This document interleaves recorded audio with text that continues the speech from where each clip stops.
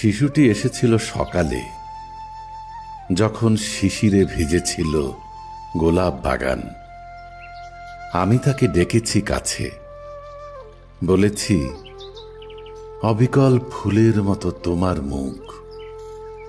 শিশুর মুখের মতন আশ্চর্য কোনো ফুল আমি দেখি নাই কোনোদিন।